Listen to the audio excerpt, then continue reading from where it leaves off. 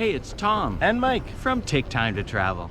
One of the major attractions while visiting Rome is the Vatican City. From the famous St. Peter's Square and the magnificent St. Peter's Basilica to the incredible Vatican Museums and the spectacular Sistine Chapel, it's no surprise why the Vatican City attracts millions of tourists like us each year. So let's head over there now and see what makes the city so remarkable. After we walked along the Via della Conciliazione, we crossed into the Vatican City and made it inside the expansive St. Peter's Square.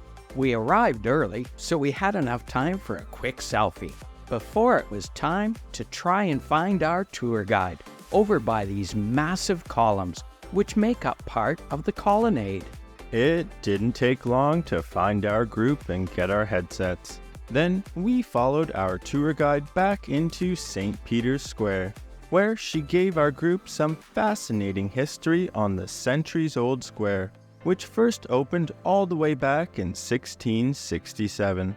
Following that, it was time to get in line, which by 9 a.m. was already hundreds of meters long. Then after getting past the security check, we entered through the massive front gates of the Basilica.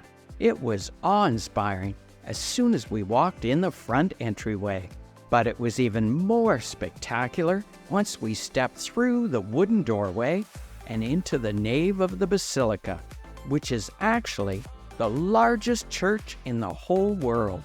Although construction of St. Peter's Basilica started in 1506, it took over 100 years and many architects and builders, including Michelangelo, to complete this monumental space.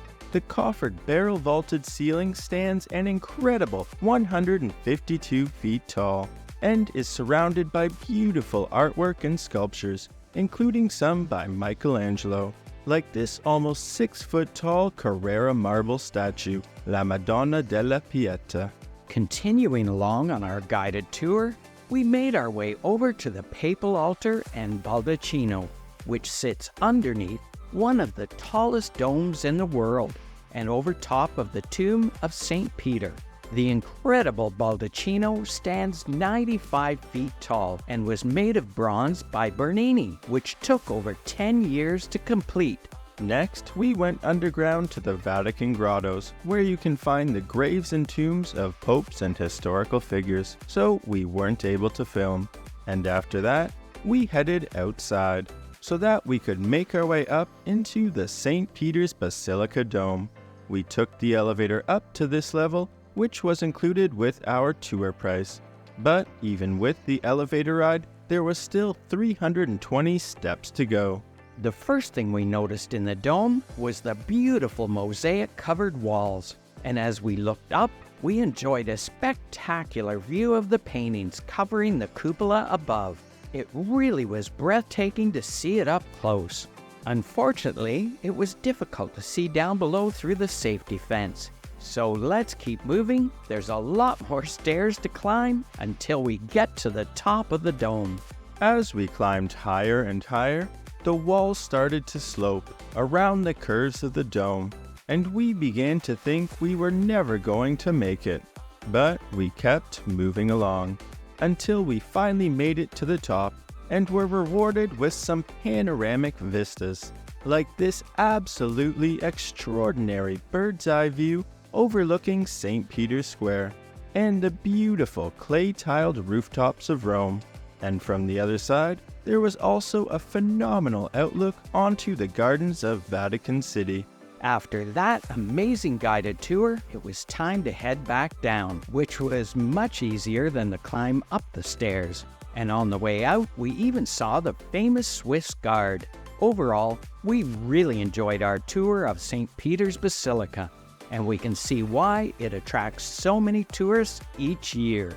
But let's keep going and check out the Vatican City's other major attraction. To get there, we had to walk around the outside of the ancient city walls and over to the Vatican Museums. To begin our visit, we walked up this gorgeous staircase and made our way past the Egyptian relics and statues on display. as well as underneath impressive archways and intricate frescoed ceilings. Then, after passing through a picturesque courtyard, we walked through more ornate hallways, lined with spectacular rooms filled with sculptures.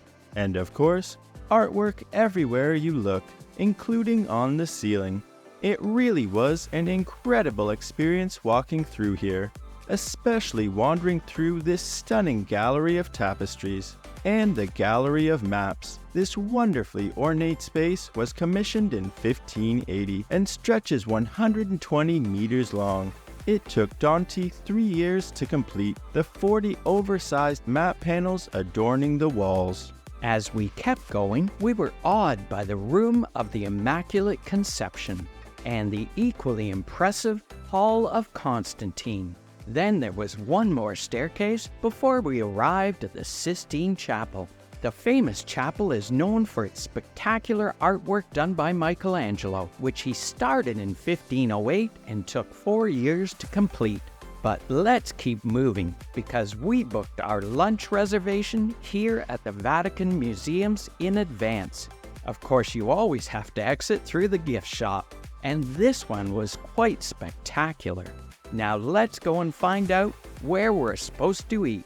First, we ended up outside on the museum's nicely manicured lawns, and then we walked over to this lovely interior courtyard of the Vatican Museums, which has this attractive restaurant and terrace in the center. We were disappointed to find out this restaurant was not where we had booked, and it would take us a long time to find out where to go.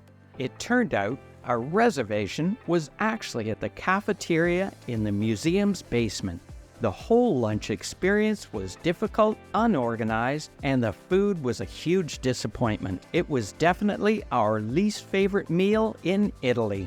Now, if you want to see some of the best food we tried in Italy, make sure to check out our Best Restaurants in Rome video, as well as our video on where to eat in Venice, which we'll link in the description section down below.